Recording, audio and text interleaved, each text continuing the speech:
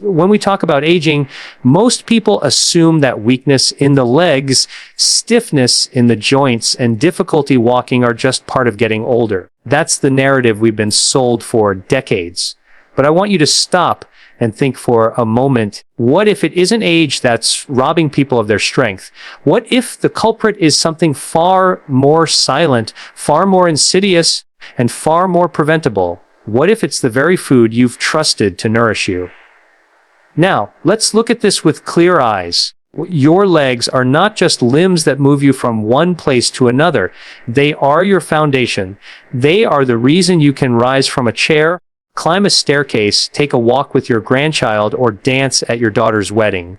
Your legs represent freedom itself.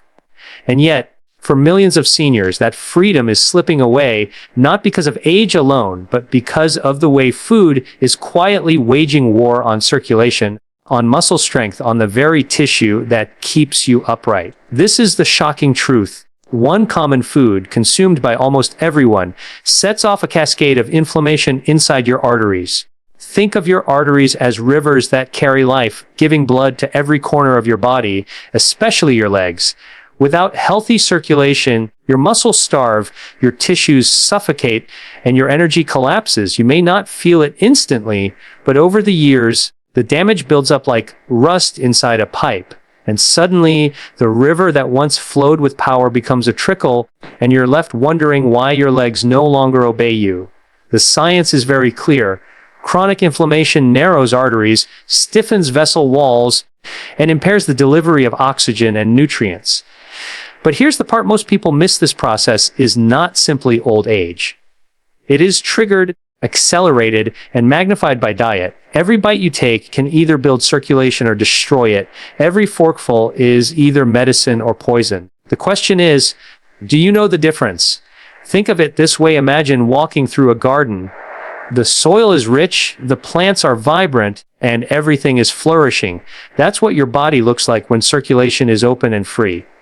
But now imagine pouring oil, chemicals, and debris into that soil every single day. Over time, the garden suffocates, the plants wither, growth stops. That's exactly what this hidden food does to your legs.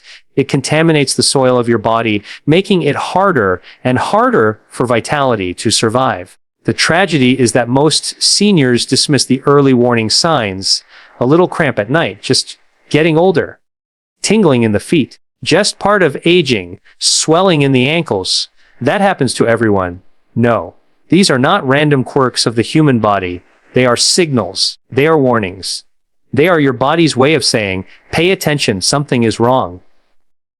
The problem is, too many people ignore the signals until it's too late. I want to challenge you to think about this philosophically as well. Life is a series of choices. Every single day, you're confronted with decisions: what to eat, how to move, how to live. And most of the time, we make these choices unconsciously, out of habit, out of convenience, or simply because that's what we've always done. But what if the unconscious choice is the very reason so many people lose their independence in later years? What if a small shift in awareness, a simple act of paying attention, could mean the difference between walking tall at 80 or struggling to take 5 steps at 65? You see, food is not just fuel. It is information. It speaks to your DNA, it directs your cells, it writes the script for how your body will function tomorrow, next year, and a decade from now. The food I'm talking about here, the one 99% of seniors don't realize is quietly destroying their legs, sends the wrong script. It tells your body to inflame, to constrict, to decay. And the more you feed it that message, the more your body obeys. But here's the good news. Just as quickly as food can harm, food can also heal.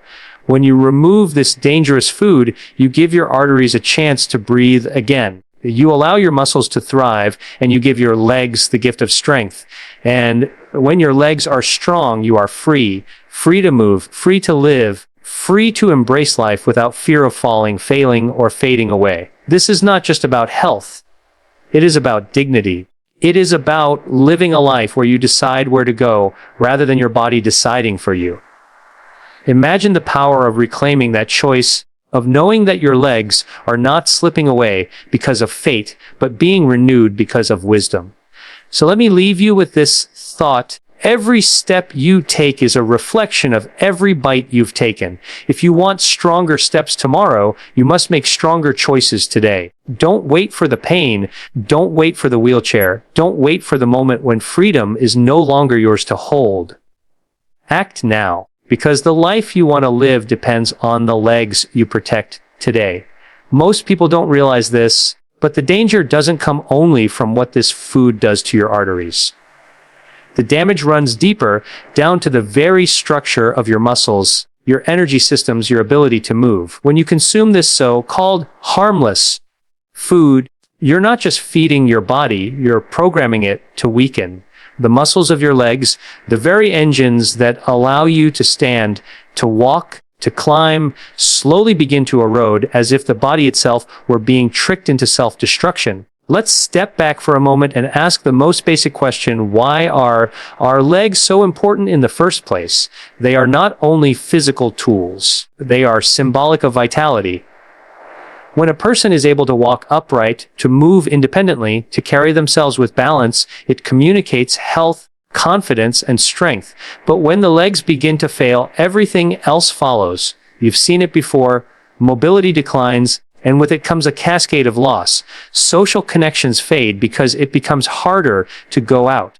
The mind becomes less sharp because movement is tied to brain health, and the spirit itself begins to collapse under the weight of limitation. Now here's the startling truth. It's not just the passage of time that weakens the legs. It is the ongoing, daily assault of foods that cause inflammation, rob circulation, and disrupt the body's natural repair mechanisms. Over time, these foods create microscopic injuries in your muscles, damage your mitochondria, the power plants of your cells, and leave you with less energy to move. Imagine driving a car with less and less fuel each day until finally it sputters and stalls. That's exactly what happens in the body. The fuel source becomes tainted, the energy production dwindles, and the strength that once came easily begins to slip away. The sad part is, most people accept this as normal. They say, "I'm just getting old."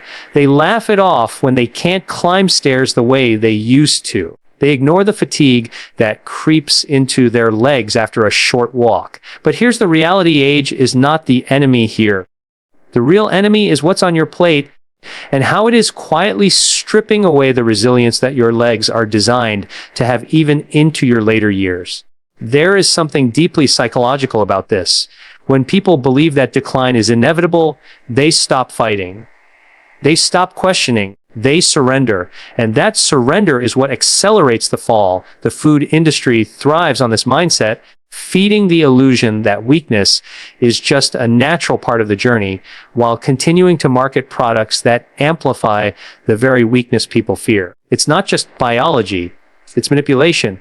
You've been conditioned to normalize decline so that the cycle continues unbroken. But let's look at this from another angle, a more philosophical one. Movement is freedom. To move is to live. Think about the earliest stages of life. An infant's first steps are celebrated as a triumph, a signal that life is moving forward. Why? Because walking is independence. It's the human spirit taking shape in physical form. Now imagine later in life when the steps become fewer, smaller, and more painful. That is not just a physical decline. It is the spirit itself being trapped, caged by the choices that weaken the body over time. And this is where awareness becomes everything. The body is constantly giving you feedback, signals about what is working and what is not. When the legs cramp, when the muscles ache, when the energy vanishes after just a few steps, that is not a coincidence. That is communication. But most people drown it out with excuses. It's just age. It's just wear and tear. No, it is not. It is a direct reflection of the choices you've made, of the food you've consumed, of the lifestyle you've accepted. And here's the good news. If your choices got you here, your choices can get you out. You have the power to reverse the damage, to reclaim the strength, to reawaken the energy. And it begins not with some miracle pill, not with some expensive therapy, but with the decision to remove what is silently sabotaging you. Once you stop consuming the food that is destroying your legs, the body immediately begins to recalibrate. Circulation improves. Muscles receive oxygen again. Energy starts to flow. It is not instant, but it is powerful. The body is resilient. It remembers how to heal if only you stop feeding it the enemy. So ask yourself this: what kind of life do you want to live in the years ahead? Do you want to shuffle slowly, waiting for help, dependent on others for every step? Or do you want to walk with strength, with dignity, with freedom? That decision isn't written in your DNA. It's not carved into the number of candles on your birthday cake. It is being written every single day with every single choice you make about what goes into your mouth. And here's the most important truth I want you to take away: decline is not destiny. Weakness is not inevitable. You have the power right now to choose strength over surrender, vitality over decay, freedom over limitation. Remove the food that is robbing you of your legs, and you will be stunned at what your body is still capable of. Every step you take is a statement. Make it a statement of power, not of defeat. There's a reason so many people never see the truth about this food. It isn't because the science doesn't exist. It isn't because the damage is hard to measure. It's because the system is designed to keep you blind. The food industry thrives on your ignorance. They sell you comfort, convenience, and the illusion of health, while quietly slipping poisons into your everyday routine. And the cruelest part, they disguise these foods with words that make you believe you're making good choices. Words like light, low, fat, heart healthy, natural. But behind those labels lies the very substance that is eroding your circulation, inflaming your arteries, and robbing your legs of life. Think about it for a moment. Why would nearly every senior believe that weak legs are just part of aging? It's not because people naturally stop questioning. It's because we've been conditioned to accept decline. The commercials, the food packages, even the silence in doctors' offices, all of it reinforces one message: this is normal.